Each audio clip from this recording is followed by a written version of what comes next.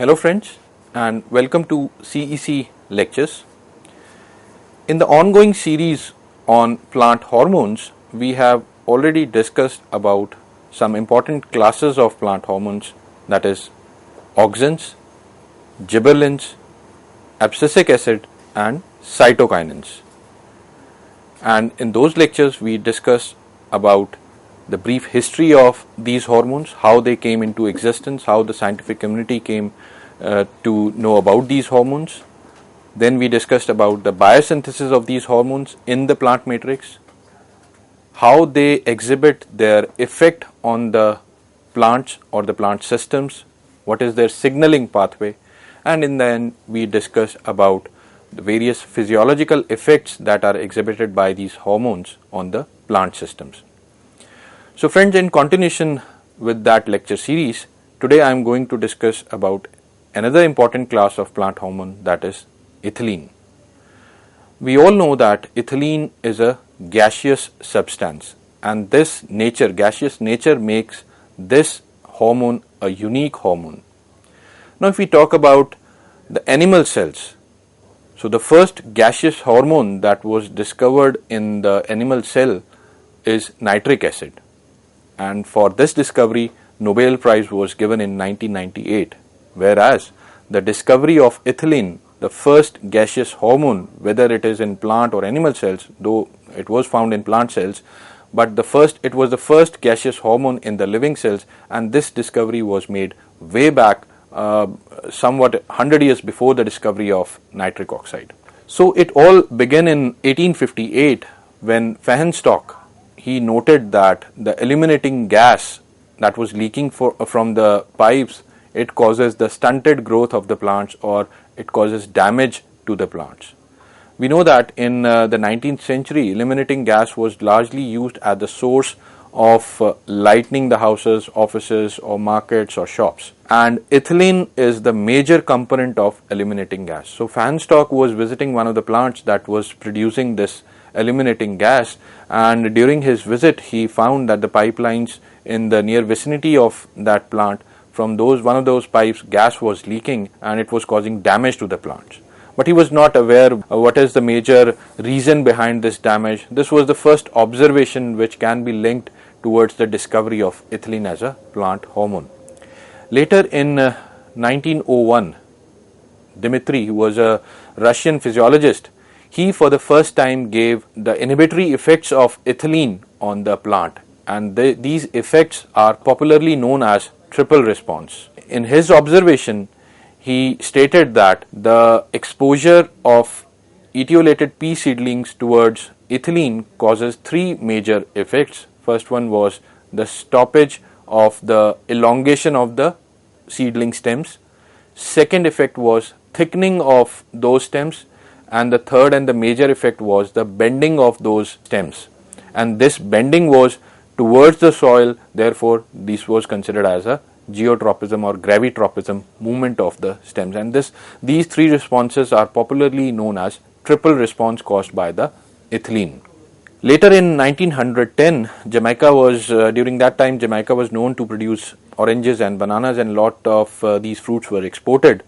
But to their surprise, they found that because majority of that export was done with the help of ships, and the ships used to take days or weeks to reach their destination, and during that period the Jamaican government was surprised to find that the bananas which they were exporting, they got over-ripened during the transportation process. So they formed a committee and they decided to look into the reason why the bananas are getting over-ripened during the transportation. So Cousins was the person who advised that government not to send oranges and banana together on the ships, or they should not be stored together, because according to him, he stated that there are few unidentified volatile compounds that are released by either oranges or bananas which cause their over ripening. So this was the second instance where again the ethylene came into the picture. After that, a lot of work was done in this direction, and from 1917 to 1937, it was reported that ethylene stimulates the fruits to ripen, and not only it causes ripening of the fruit, another discovery was that it is produced by many plant materials, especially the fleshy fruits. So this is how basically the ethylene came into existence. The effect of ethylene on the plant growth or the ripening of the fruits came into existence. These were the few examples, or these were the few instances of prominence in the history. Now we move on to the biosynthesis of this small 2-carbon molecule. Now during the discovery of ethylene, after some time the interest in ethylene was reduced or decreased because there were not many sophisticated analytical equipments available to the scientific community which can analyze, which can quantify the ethylene that is produced by the plants, because the ethylene that was produced was in trace amounts only. But as the science progressed, discovery or the development of sophisticated equipments like GCMS or another chromatographic techniques, again that revived the interest of the scientific community in the ethylene, and they start again working in the direction to understand how the ethylene works, how it is synthesized in the plants. Another intriguing question was that how this simple 2-carbon molecule is synthesized, that is ethylene. Various hypotheses were proposed which further proposed different types of precursors such as linolenic acid, ethanol, fumaric acid, acetic acid, glucose, organic acid, propanol, beta-alanine. All these compounds were proposed as precursor of ethylene until methionine was finally discovered as the major precursor of the ethylene biosynthesis in the plants. In 1960s, Shang-Fa Yang was the person who gave certain key features of ethylene biosynthesis, and he gave 3 major pathways. First one is the activated methyl cycle, second pathway was the S-methyl methionine cycle, and the third one is the methionine or the Yang cycle. So these are the 3 major steps that are involved, or the pathways that are involved in the synthesis of the ethylene in the plants. So as you can see in this biosynthetic pathway, L-methionine is the major precursor. It utilizes the ATP molecule and it separates the adenosine molecule from the ATP and gets converted into S-adenosyl L-methionine, which is commonly known as SAM, with the help of SAM synthetase enzyme.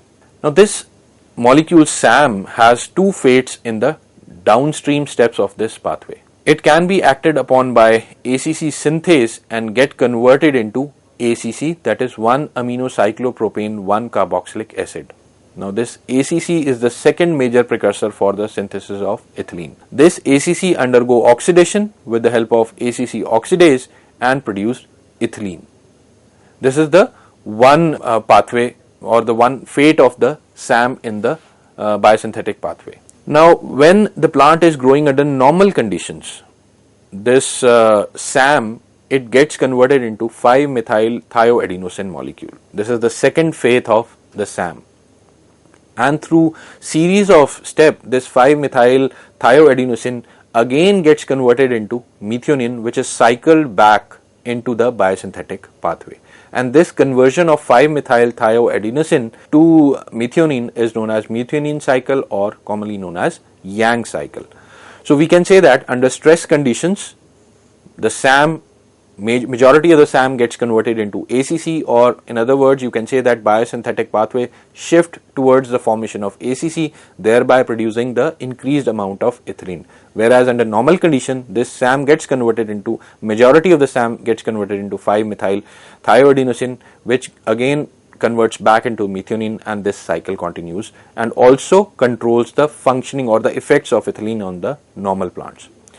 Now we will discuss about the regulation of this biosynthesis. So as I told you that under stressful condition, and this stress can be either biotic or abiotic, it largely regulates the ethylene biosynthesis, and therefore sometimes ethylene is also known as a stress hormone. Now under stress, the expression of the genes that upregulate the expression of mitogen activated protein kinase or MAP kinases, their expression increases, and that is why the SAM, majority of the SAM gets converted into ACC. Now this activation or the overexpression of these MAP kinases enzyme causes the phosphorylation of ACC synthase, which causes the production of ACC. So once the ACC is produced, it increases the production of ethylene. So this is how the ethylene biosynthesis is regulated in the plant system. Under stress condition, the MAP kinases get overexpressed, leading to the stabilization of ACC synthase, which produces ACC, which oxidizes to produce more ethylene. But the question is how this, once the ethylene is produced inside the plant, how it exhibits its effect. What is the pathway which leads to the effect of the ethylene on the plants? So before going on to that pathway, we will first discuss about the components of that pathway. What are the different proteins that are involved in the signaling pathway of the ethylene? Now these different proteins that are involved in ethylene signaling are either present on the membranes, in the cytoplasm, or in the nucleus. On the membranes are present the receptors, which are known as ethylene receptors, and these receptors are responsible for the binding of ethylene onto the plant membranes. Once this ethylene is bound to these membranes, the downstream effects occur in the cytoplasm. The second protein component is the constitutive triple response 1 protein, which is also known as CTR1 protein, and it is a serine threonine protein kinase, and it's a negative regulator of the ethylene effect. Further downstream is another protein, ethylene insensitive 2 or EIN2 protein, and this is a positive regulator of ethylene response. What is the negative regulator and positive regulator? We will discuss further. Third aspect of the ethylene signaling is the components that are present in the nucleus, which regulate the expression of the genes. And again, these are the proteins: EIN3 protein, EIN3 like or EIL3 proteins, then ERF, that is the ethylene response factors. So these are the few of the proteins, major proteins that are responsible for the effect of the ethylene on the plant. Now how this effect occurs? We will consider two scenarios. One is without the ethylene, and second one is when the ethylene is present. So when ethylene is absent, the copper ions from the Golgi apparatus, they are released and they bind to the surface ethylene receptors, that is mainly ETR1. Now ETR1 is in the cytoplasm is further attached with the negative regulator protein, that is the constitutive triple response 1 or CTR1 protein. Now in the absence of ethylene, since copper ion binds to ETR1 receptors, they further activate CTR1 protein, which causes the phosphorylation of the second cytoplasmic component protein, that is EIN2. And this phosphorylation occurs at the C terminal or the carboxy terminal of this protein. Now once these proteins are phosphorylated, we can say in the absence of ethylene, another type of protein, that is ETP1 or 2 protein, they get activated and they inhibit EIN2 proteins. And since now they are phosphorylated by virtue of the action of CTR1, they became more vulnerable or more prone towards the degradation by the 26S proteasomes proteins. So in simple words, if we say in the absence of ethylene, ETR receptors are bound to copper ions, which activate CTR1 proteins, which is a downstream protein. This CTR1 causes phosphorylation of EIN2 proteins present in the membrane in the cytoplasm, and this phosphorylation causes their degradation via 26S proteasome proteins. And once EIN2 get degraded in the nucleus, again another F-box protein, EBF1-2 protein, it causes further inhibition of the nucleic component of the ethylene signaling, that is EIN3 and EIL1. And once these are inhibited, they again become prone towards 26S proteasome degradation, and the ethylene responsive genes, they are not able to express themselves, or in simple words, there is no ethylene mediated effect on the plant. Now the second scenario is in the presence of ethylene. What happens when ethylene is present? So ethylene in this diagram you can see is represented by white circles having the black outline. So when ethylene is present, it binds to the receptor in presence of copper. Now binding of ethylene with the receptor have certain negative effect on CTR1 protein, which is the downstream cytoplasmic protein. And in the presence of ethylene, this CTR1 protein gets inhibited. And that is why initially I said that CTR1 is a negative regulator of ethylene action, because when this protein is active, there is no ethylene mediated action. So in the presence of ethylene, CTR1 gets inhibited. Once it gets inhibited, there is no phosphorylation of EIN2 C-terminal protein. And this step where no phosphorylation occurs, this makes the whole EIN complex N-terminal and C-terminal unstable, and this protein breaks, and the C-terminal of EIN2 protein enters into the nucleus. Now, since CTR1 is inhibited by the presence of ethylene, F-box protein ETP1 and 2 also get inhibited. Further, nucleic F-box protein are also inhibited, that is EBF1 and 2. So once EIN2 C-terminal enter into the nucleus, it have a positive effect on the EIN3 and EIL1 proteins, which are the nuclear proteins which are the positive regulator of ethylene response. And once these proteins are stimulated, they act on the ethylene response factors, which further increases the expression of genes that are responsible to mediate or to exhibit the effect caused by the ethylene. So this is how the ethylene enters into the plant cell, inhibits the CTR1 protein, which is a negative regulator, activates the EIN2 proteins, which further enter into the nucleus to cause the transcriptional responses, to activate the genes that are responsible for the ethylene mediated effects. Now we move on to what are the various physiological effects that are exhibited by ethylene. The most prominent effect of ethylene is the stimulation of the ripening of the fruits. Second is it also causes stimulation of leaf senescence and abscission, that is leaf death and falling of the leaf from the plant. It also exhibits triple response. We have already discussed what is triple response. Ethylene also causes inhibition of leaf and terminal bud expansion in etiolated seedlings. It causes inhibition of root growth. Ethylene also causes inhibition of lateral bud development, thereby promoting the apical dominance. So once the lateral bud development is inhibited by ethylene, apical dominance takes place and apical bud flourishes. Long ago it was believed that auxin only is responsible for its apical dominance effect.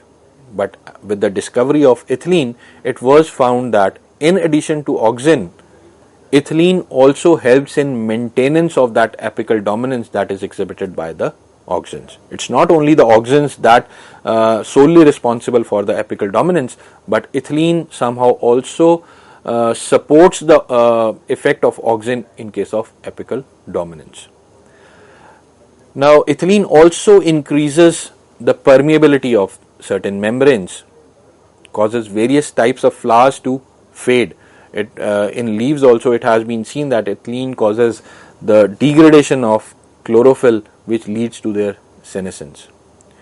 It also causes interference with the transportation of auxins. We know that auxins have a polar transport. Ethylene are the compound which exhibit effect on their transportation. Ethylene also causes epinesty of the leaves, that is drooping of the leaves. Sometimes we say as the plant matures, the leaf starts drooping. This is only because during that stage, plants start producing more ethylene, which causes the epinesty of that leaves. Now we will discuss few of these important effects in detail. So, effect of ethylene on seeds. Now it has been observed that ethylene causes or promotes the seed embryogenesis, and during the mitotic or the elongation phase of zygotic embryogenesis, it has been observed that the production of ethylene increases, and that is why it is believed that ethylene also help in the embryogenesis or the development of the seeds. But as the seed matures, the concentration of ethylene declines, or we can say the biosynthetic pathway of ethylene shift more towards the Yang cycle, and the production of ethylene decreases, and moreover the water content of those mature seed also decreases. It's not only that ethylene affects the seed embryogenesis, it also affects the morphology of the seeds. In numerous studies, it has been shown that ethylene has a main effect on the shape as well as the size of the seed. It causes more uniform shape of the seed. It also increases the size of the seed.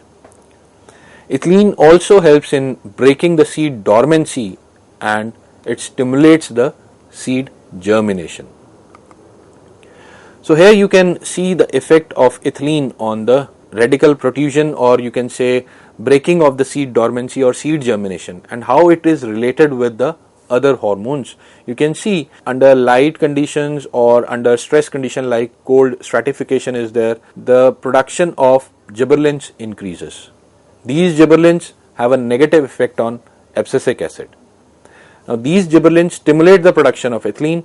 This ethylene further inhibits the abscisic acid, because we know that abscisic acid has an inhibitory effect on the germination of the seeds. So once the ethylene is produced with the help of production of gibberellic acid, and gibberellic acid also inhibits abscisic acid action. So ethylene also inhibits the effect of abscisic acid, which prevents the germination of seeds. Apart from that, under cold conditions, which is a biotic kind of stress, we know that under stress condition animal cells produce free radicals. Same is in the case of plants. Under stress condition, plants also produce certain free radicals, and these free radicals also increase the production of ethylene. Mind you, also I already told you that ethylene is a sort of stress hormone. So under stress condition, free radicals are generated. These free radicals further increase the production of ethylene, and then eventually ethylene causes the germination of the seed or the radical protrusion. So this is basically how ethylene is related to other plant hormones. Next important effect is the fruit ripening. Now ethylene biosynthetic systems have been described in different fruits, and depending upon this biosynthesis, we can categorize that production into two systems. System 1 is wherein low ethylene production in the pre-climacteric fruit period of the climacteric fruit, and ethylene is present throughout the development. And second is the ripening of the non-climacteric fruit. This is system 1. I will explain with the help of a diagram. System 2 consists of an auto-stimulated massive ethylene production called autocatalytic synthesis, and this type of system is specifically to climacteric fruits. Now the question is, what are climacteric and what are non-climacteric fruits? Now the climacteric fruits are those which have, though the ethylene is present throughout the ripening process, but as the ripening phase is initiated, there is a massive production of ethylene. There is a surge in the ethylene production. These are the climacteric. Whereas in case of non-climacteric fruits, ethylene is present in low quantities throughout their development. So this is how you can differentiate between a climacteric and a non-climacteric fruit. So these are the few examples of climacteric fruits like tomato, apple, peaches and banana. Whereas non-climacteric fruits include citrus fruits or grapes and strawberry. In the diagram you can see that in climacteric fruits, initial ethylene production is less, but as the fruit moves towards ripening, there is a massive surge in the ethylene production. And there is an increase in respiration, and there is after the fruit matures, respiration. During the fruit maturation, respiration decreases. Whereas in case of non-climacteric fruits, the respiration rate is initially it is high and gradually it decreases, but the ethylene concentration remains almost constant to a low level throughout their maturation. So this is basically a difference between climacteric and a non-climacteric fruit. Now what are the changes that happen during fruit ripening? There is an increase in the respiration rate, we have seen in the diagram. Then there is a degradation of the chlorophyll, and there is an increased production of the anthocyanin pigments. So that changes the color of that fruit from green towards orangish or red. During the ripening, softening of the fruit also occurs. Membrane permeability changes. There is an increased content of sugar which enhances the taste of the fruit, whereas there is an increased production of the volatile which also increases the aroma of that fruit, and it also changes the texture of the fruit.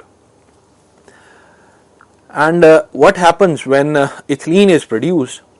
It causes the solubilization and depolymerization of the cell wall, because ethylene has been found to stimulate certain enzymes like hemicelluloses and pectinases, which causes the change in the cell wall structure, making the cells soft, and eventually whole of the fruit becomes soft when it is mature. And that is why fruits which are raw, they are quite hard, and when they are mature they become soft.